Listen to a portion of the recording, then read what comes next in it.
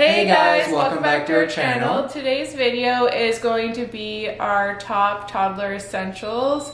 So this is basically anywhere from 1 to 3 years old. Right now we have one child. He's 2 years old. His name is Odin, and this is just a list of the stuff that we found essential for having a toddler. I would say that none of these are actually like must-haves. Like, I hate that term because it makes it feel like you have to have these items in order to raise your child. I think these are just like nice to haves. I don't really think there's much that you really need to have other than like food, you know, like hygiene products. Yeah, hygiene products.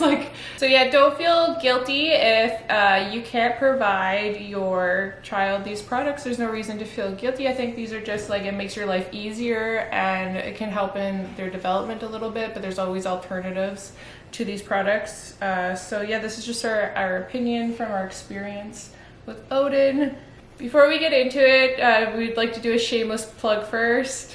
Make sure you give this video a good thumbs up, and if you like our content, please subscribe. Okay, so the first product on our list is what you call a kitchen helper. Also, some people call it a learning tower. We'll insert a clip of Odin using it. We got ours made. It was handmade by someone that we found on the Facebook Marketplace in Gatineau, Quebec. So we live in Ottawa, so it's just across the river from us. But you can get them. You can get them on Amazon. I think there's a bunch of Montessori style websites. I think there's like Monty Kids and stuff like that sell them. If I can find one on Amazon, I'll link it down below. We got ours. I think it was like, we chose to get ours made because it was cheaper. It was like $80. So it's definitely useful to provide your toddler independence, especially within the kitchen. So we use it to like let him go wash his hands. Like, you can, if he wants to color, we prefer that he colors at the island because our island is it quartz or marble or quartz? Yeah, something that like it's easily wipeable. So if you're using washable crayons or even crayons themselves, we can just wipe it right off. So we prefer for him to do his art there. We have not used it to bake, but a lot of people do use it to bake with their little ones. We're just not bakers by any means. What else? He likes to push it around, and he's so smart that he realized early on that he can use it and to grab what he wants from the countertop. So that's a little bit of a pain in the butt. Yeah, but especially when they get more mobile, like, you gotta be careful what you have on the island when you have it, because basically you gotta make sure you put everything in the sink or your knives away, because they are curious cats and they want to get into everything, so be mindful of that. Yeah, like a lot of our toddler items, a lot of these essentials, they definitely promote their independence, but then it also makes your life as a parent a little bit more difficult. But that's okay. We would rather him develop to be an independent person, and we just need to be careful not to leave knives on the counter and stuff like that. So the next essential on our list is a weaning table. So weaning tables, you can almost find them anywhere. You can find them in like Walmart. IKEA has a bunch. We actually got ours from the marketplace. Yeah, so I'll insert a clip, and it's basically a Montessori style weaning table. So it's much lower to the ground than the ones that you can get at IKEA. We originally got an IKEA one, but we found it was too high. Like, we still had to help him into the chair. This one, because it is more like a bucket seat, and it does, if you flip it, like on one side it's higher, and then if you flip the chair it's lower, and so it allows them to get in and out of the chair and also grow it with them.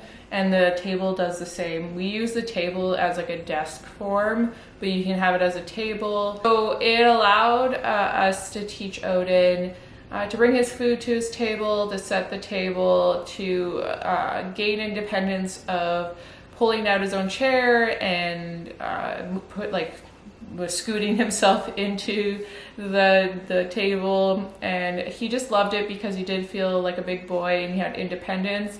But as he got older, we started transitioning him, once he mastered those skills, we started transitioning him to the adult table or like a normal dining table. When did we transition him to the weenie table? It was like 15 months? Yeah, when he got started to get stable on his feet. Yeah, because he was a little bit of a late walker, so we wanted to start early, but I think it's definitely beneficial for them to be able to walk and hold something at the same time if you're trying to teach them those skill sets.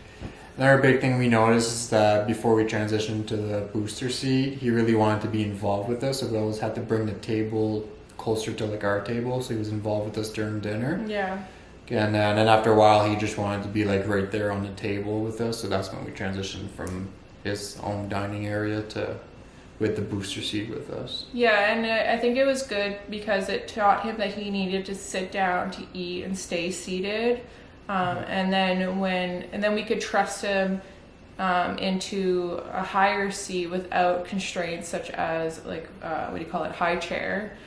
So that is actually our next item is a booster seat.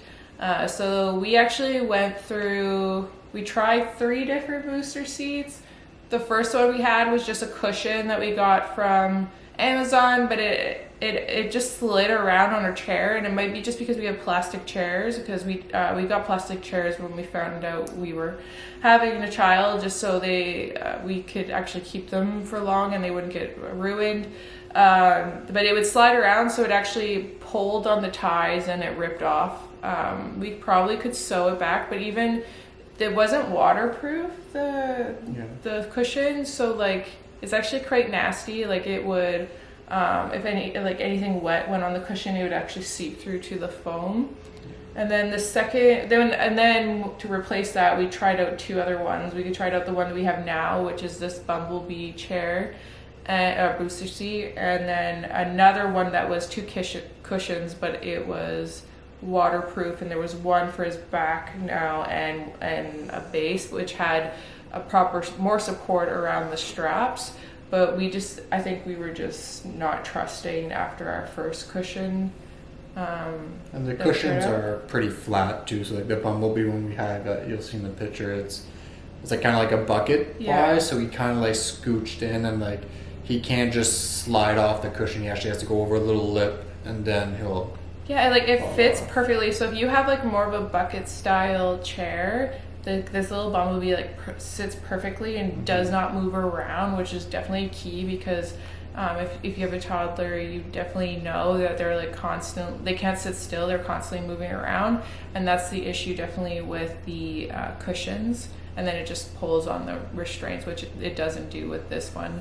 So we definitely recommend that. It does come with straps, so you can strap them in. But like we said, after we knew that we could trust him with the weenie table, we don't use them, and he's able to actually get safely off on his own. He definitely can't get up.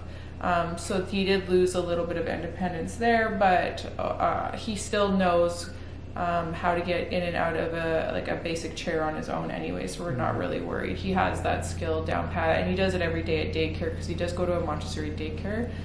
So yeah, you have anything else to say? No. All right, so next on our list is Spillproof Cups. I think every mom or parent knows this, is that toddlers are generally not the best with open cups. We do try to get him to practice, but he always seems to make a mess. And definitely walking around and playing, we like to always have water, so we use the 360 cups that everyone else uses. Definitely anything that's spill proof will work. We do like the 360 cups because they do say it's better for developing teeth. So he's not sucking on a straw or anything like that, but sometimes he does get a water bottle with a straw. We're not overly concerned. Yeah, I think that's pretty self-explanatory. Yeah. Just so, especially on the go in the car, that's a big one. So Odin likes to throw away his water bottle, so definitely not going to trust a toddler with an open cup in the car. So I think it definitely goes without saying, and I think it's common knowledge to get a spill-proof cup, but definitely these 360 cups are our favorite. Another essential of ours is divided plates. If you can try to get one that is dishwasher safe and microwave safe. We've had issues with we weren't paying attention at the beginning, and the ones we got weren't dishwasher safe or microwave safe. We did find some recently that are dishwasher safe but not microwave safe. So if you can find that, that's definitely best. But for the divided plates are definitely a must, at least for our toddler, because he doesn't like his food touching. He's bougie. Yeah, he's starting to get super picky, even if like there's like cilantro or something in, he loves potatoes, for example, and like he sees like a little piece of green, he won't eat it. So everything must be separated. And I know a lot of toddlers are like that. I know I was too as a kid for a very, very long time. I did not want my food touching. Still doesn't. Yeah. All right, so next on our list is non-slip socks. Little toddlers are constantly running around. They're not the most graceful by any means, and especially if you have hardwood floors. If they're not so much barefoot, sometimes barefoot, but if they're wearing socks that don't have the little sticky things on the bottom, or just like onesies and stuff like that, they're definitely gonna fall. Even Odin manages to fall if he's wearing a onesie that does have the stickies. Like if he catches an edge that doesn't have it, he's sure to fall down. They just get like overexcited and not paying attention. So you just want to make sure, especially in a house that is primarily non-carpeted, to have non-slip socks and just give you some ease of mind. I would say this is one thing that we didn't do, but try to get all your socks the same color so you're not driving yourself crazy doing laundry and trying to match all the socks. Yeah. I was just putting his laundry away earlier, and like I was thinking, like I just saw that we had like 5 different color socks that aren't matched and I can't find them. So it would be so much easier if they were all like white, for example. Probably not white because kids get everything dirty, maybe like a darker color. But yeah, so just as a safety precaution, we definitely recommend non-slip socks. I think again, that's just another common sense one, but okay. So our next 2 items, we're actually going to mention them together because they kind of go hand in hand. So the first is a step stool for like the bathroom sinks, and a faucet extender for the sinks themselves. Definitely most sinks, toddlers are not going to be able to reach, even if they're up on a step stool. They're just not going to be able to reach where the water is, or if they do, it's just going to be like their fingertips or whatever. So these faucet extenders are definitely super handy. So it gives them like independence, and they can wash their own hands. And the step stool, I think that's just the common sense. They're tiny, they're not going to be able to reach the counter. And then the step stools can also be transitioned to when they start potty training. So they can, I know Odin, he actually will move the stool back and forth. Like he's not potty trained by any means, but he's able to move the stool and understands moving the stool to go to the sink, or when we do try to potty train, he can move the stool to the toilet. They're very light. You can get them almost anywhere. Amazon, I will link the one we do have below, but you can get them on Amazon, Walmart. IKEA has super, super cheap ones. I know a lot of people have those. And the faucet extenders as well. We got ours on Amazon. I think it was a pack of 3. And they're super easy to go on and off. And like I said, it provides them their independence. I think the only thing we need to find is maybe like a soap dispenser or something that he can do on his own. Yeah. Yeah. If you're making a mess. Yeah. If you know of a toddler safe soap dispenser, let me know in the comments down below. Yeah. Big thing with this stool, to make sure there's little rubber dots pegs at the bottom, just for slip proof, and if there could be like a little rubber coat, because we have like little rubber stripes on the steps as well. just to give him more grip and stability. Yeah, for sure. And if you combat that with the non-slip socks, You're good to extra go. protection. All right, so our next two items again go together. So they both revolve around nighttime. So the first one is a panning camera. So when we decided to get a panning camera, when we knew we were going to transition Odin to a toddler bed or the big boy bed, we did this around 15 months. We transitioned his crib into the toddler bed, and then when did we? I think it was Christmas time. When did he go to just a normal we were bed? at your parents and you went into a normal Yeah. bed. So around Christmas, he went to just like a normal twin bed. And anyway, so definitely when they have more freedom, because prior to that we just had the camera that could only look in the direction in which it faced. So when they definitely get their freedom, you want to be able to, sorry, Gibson wants attention. Yeah, you want to be able to pan your camera basically 360 degrees in order to find where your child is hiding in the room, because the first two nights, the first night and the first nap, he would be hiding in the corner by the door. So like basically us looking at the camera is how we would look at him sleeping, but he was like all the way to the left side of the camera. So it's definitely important to be able to pan your camera to find where your child is.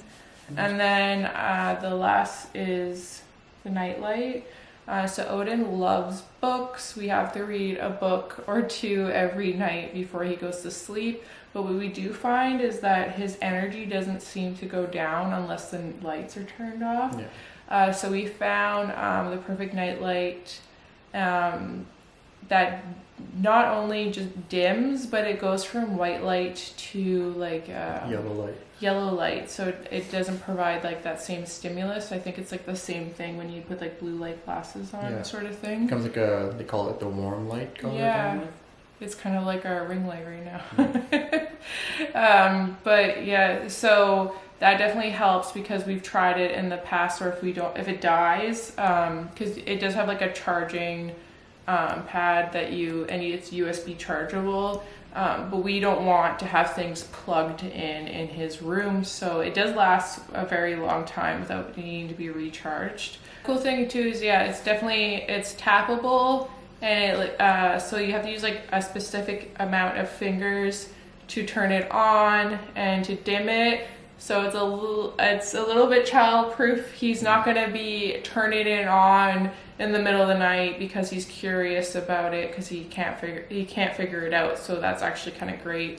And he's not gonna turn it on in the middle of the night and then keep himself up. So if you found this video useful, please give it a thumbs up. And if you'd like to see more content like this, please subscribe. We've already posted our top 10 baby must-haves video, and we definitely plan on posting more videos like this in the future. Big thing too is every baby's different, and no one knows your baby more than you do, so adjust how they're feeling, how they're doing. Like we mentioned at the beginning, this is not a must-have, is what we found essential for our little one, for the way he is. So if you don't want to get them, don't get them. This is just more to help you guys out. No, there should never be any guilt in parenting. That's why we hesitate.